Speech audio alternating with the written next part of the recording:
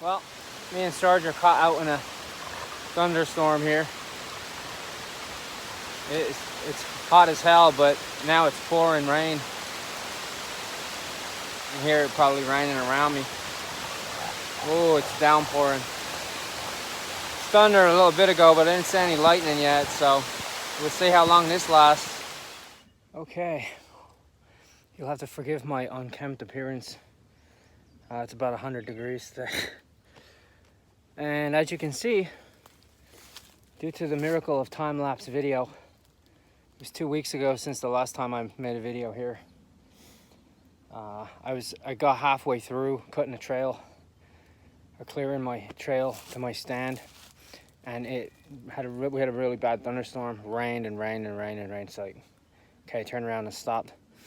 You can see behind me, this is the trail I've just cleared all the way from the tractor path down there. Well, you can see how high the corn has grown in 2 weeks. Yeah, 2 weeks. It's over my head now. It's a foot over my head, and I'm 5'8". You can see the trail. This is the area where I stopped. The grass is up past my waist, and I got another, I don't know, 300 or 400 yards to go. I got to cut that down. You can see what I done is I made it nice and clear so I can drive the ATV right down. It also encourages the deer to travel along this pathway, which leads right past my tree stand. So between the edge of the woods and the corn, it's like a perfect scenario. It funnels them right down that edge. But like I said, you can see here the height of the grass and the trail. I got a lot of work to do. Didn't even bring Sarge with me today. He's at home sitting in the AC. The heat, when it's like this, when you're in the corn like this, the humidity, the moisture it holds in, and the humidity, it's brutal. It's brutal. But let's get back to work. Hopefully I'm going to check some trail cameras today if I can still walk.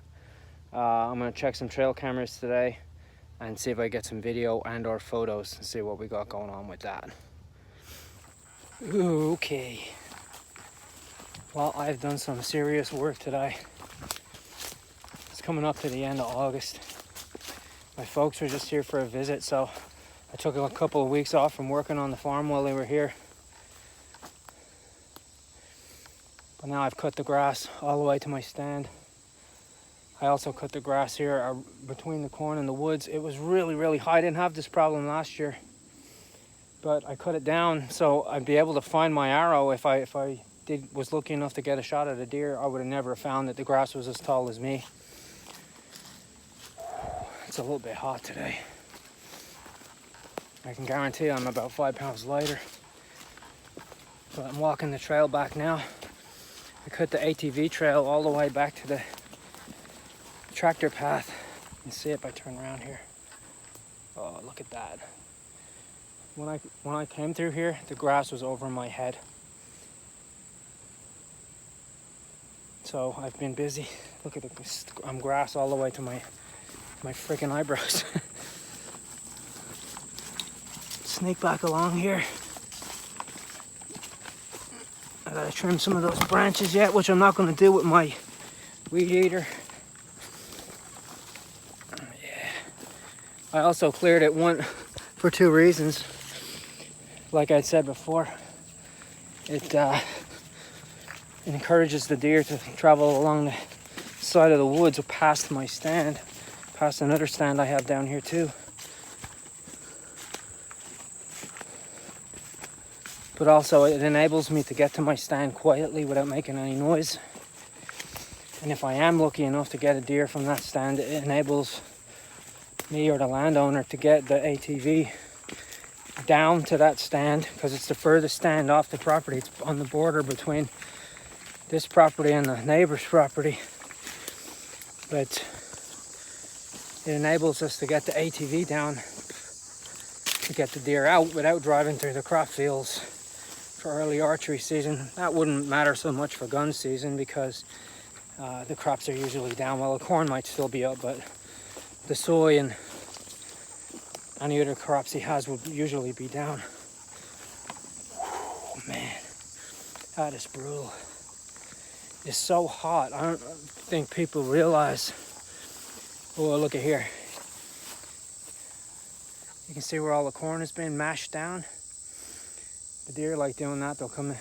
Sometimes coons will do that too. The coons will break the stalks down and they'll eat the corn off the ground. Then sometimes they'll just nibble it right off the stalk. But this was all pushed down when I came past. Look at me. Look at the debris. I have every piece of leaf stuck to me. It's like, that was a lot of work, but it's going to be worth it. Archery season now is coming up for me at the end of September. It's taken me almost a month to cut this trail. I've been doing a little bit at a time, and the problem is it keeps overgrowing and overgrowing. I don't think people realize how hot it is working in corn like this. It just holds all the moisture. It can't get out. It retains heat. That's why it freaking grows so quick. It's ridiculous. It's 2 feet over my head now. But it is hot. It is brutal hot to work in it. I'm only working on the edge of it. I'm not even standing in it. It used to be that they used to have regular rows that you could walk down, the corn rows. They don't do that anymore. It's sewn so tight together. Of course, for crop per yield per acre, they want to increase that and get it as efficient as they can. It's so close together you can't even walk through it. That's how thick it is. That's it. That's how thick it is. There's no gaps. There's no rows. It's like planted right on top of each other. Now, I have to do some farm maintenance. Do some grass cutting for the landowner. And then I need a drink before I fall over. All right, if I find anything else interesting, I'll turn the camera back on. Well, this is a good sign for me. Not a good sign for the farmer. You can see here, this is soybean. You can see where the tips of it are all eaten off. Especially, you can see really here. Now we're right on the edge of it here. Cornfield. This is going to be, this was wheat. They mowed the wheat, they disked it. I believe they sowed clover here. I'm hoping it's going to be awesome for me. My tree stand is right there. We can see here all along this edge with the cornfield. Actually, they look like sunflowers growing on the edge here. But the edge of the soybean here is all eaten down. You can see all along here. The tips of it are all eaten off. That's the deer browsing on it. And the deer will travel through it. What are you doing? Hiding in the soybean? You waiting to ambush somebody or what? Uh-huh. Oh, God. So the deer will travel through it. Actually, you can see here, there's the definite line where the deer have been walking through it. Now, I know from past experience that the deer come up from this field here. They come through. There's a little, it's hard to see it from here, but there's a trail about right where my finger is here, where the deer come up and down that little path there. It's a little bit of a clearing. There's another, the field actually goes round here, it dead ends, and there's a big loop like this, and then it goes into another clearing, and then there's another edge of woods on the other side, where I recovered my doe actually last year.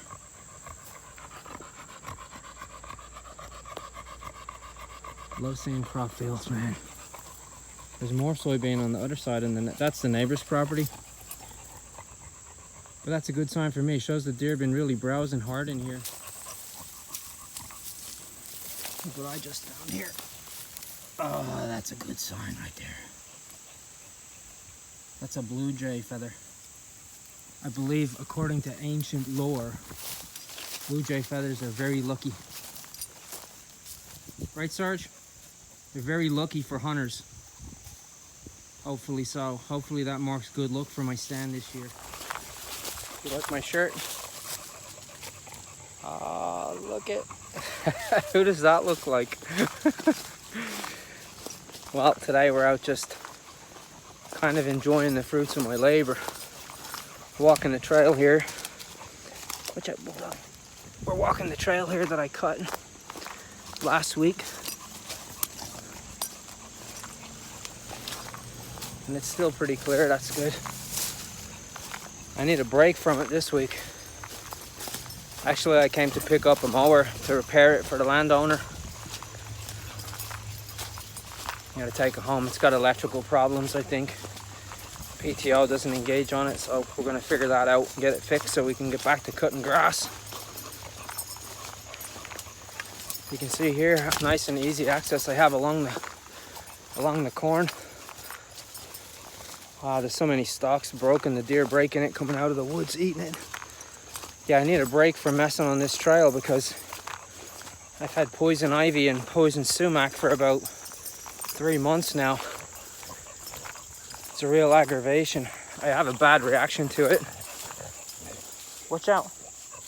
That's a good sign right there. Fox droppings on the trail. So I know he's nipping in and out of here too. You see up here, there's corn laying here. So yeah, it's well worth my while cutting this trail. It makes it, of course, I'm planning to walk in here in the dark, especially for bow season, hunting in the morning. There was numerous times last year, if you look at my videos from last season, that I posted some videos where I had deer walking past my stand just as I was climbing up into it. So you got to be here early. You got to be here before light. It's funny. Deer hunting is a real waiting game. The deer, unless it's during rifle season when the deer are getting pushed a lot, and that's something that changed this year for rifle season. Game Commission is opening rifle season. It used to be always on the first Monday after Thanksgiving. Now they're opening it the Saturday after Thanksgiving. So Thanksgiving, Black Friday, and then that Saturday is now going to be the opener for firearm season. They've never done that before. So usually those days, that is probably the day where the most hunters for the entire year will be out in the woods for that day. There's a lot of people here, they solely gun hunt and they will only hunt the first day and that's it. If they don't get anything, they're not going to come out again. Now, I hunt, and a lot of guys that I know hunt from early archery season. They'll hunt early muzzleloader season.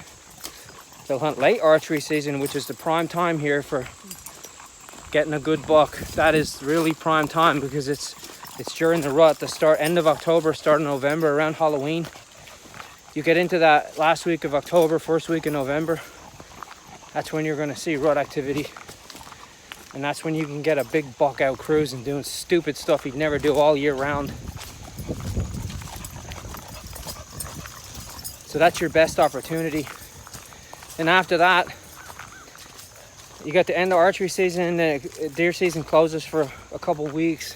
Then you get the start of gun season, which is around December.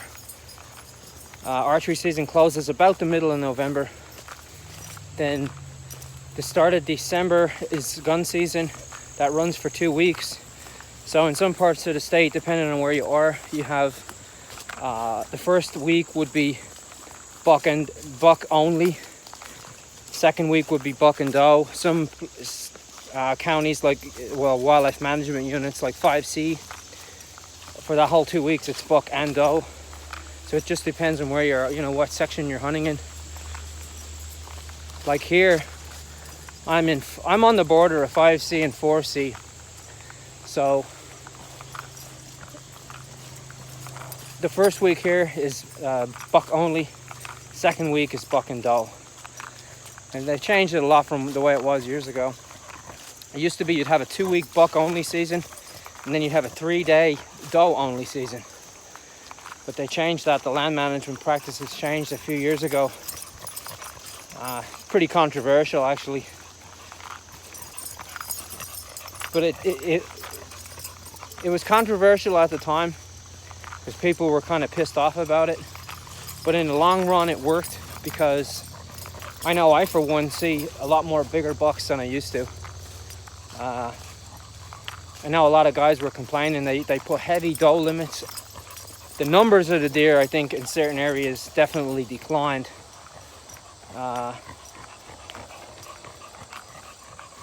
So, you know, that aspect did change, especially in areas like 5C, which were pretty heavily populated areas. Let's have a rest at the cabin here. Especially areas like 5C, they had, you know, a high population of does, but the buck to doe ratio was way off. What the? You guarding the cabin now or what? Nobody's getting in here. Nobody. You alright? You want a drink? You slobbery monster. Yep, slobbering. But they changed the allocations for the does. They put big limits out on does, and they got really hammered, and it really took the populations down. Now, you can understand it in PA, we have a lot of deer, and there's a lot of people. We're lucky enough here that we have a big mix of big woods and agriculture, and it's like a perfect storm come together. You get a lot of deer, there's lots of game. We grow big bears because they have a mix of thick woods, mountains that are pretty inaccessible, that, you know, nobody's going to bother them. They can hide up in those hills. The same with the big bucks. They can hide up in the hills. They can hide around little small homesteads where, you know, there's lots of safety zones. And then they have tons and tons and tons of food. And they grow big, just like the bears. The same with, if you look at the record books for bears, there's a lot of big Pope and Young and Boone and Crockett bears that are shot in PA. I would say the only place that matches it for size is like Vancouver Island, up with Jim Shockey and them boys whacking big giant bears. But like I said, they have tons of food here, tons of it. There's no end to it. Even though we have pretty harsh winters, the bears do well and the deer do well. There's some big deer shot in PA every year.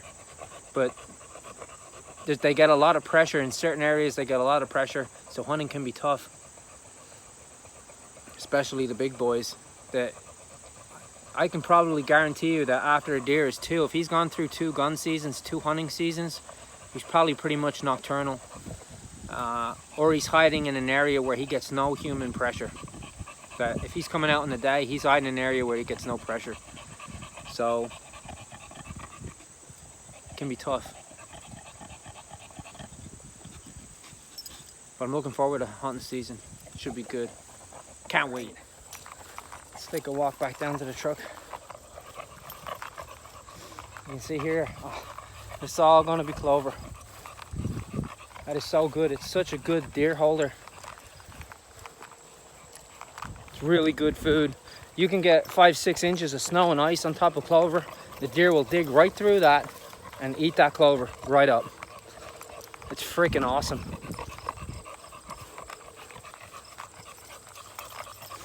Come on, bulldog. Oh, it's a nice day today. It's sunny, but it's not too hot. Has been brutally hot.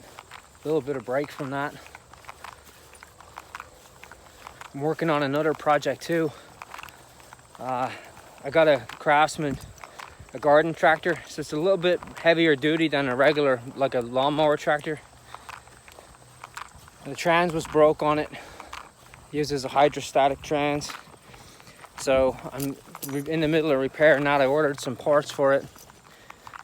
So I want to get that back in operation.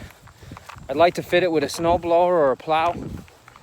I'd also like to fit it with a disc and like a furrow, so I think I can get like a single blade plow attachment with it. I'd need to put agricultural tires on it and probably weight on the back of it. It does have wheels where I can bolt on wheel weights, and I can put snow chains on it too, but I'd probably get like ag tires for it, a little bit more grip. But hopefully we can get that sorted out. I have it at home now. It's all stripped in pieces. I took the trans out of it, took the trans apart on it. So we're gonna work on that for next season, hopefully, for a little bit of food plot planting. My food plots came up well this year, but I had a lot of issues with weed. The weeds kind of took over.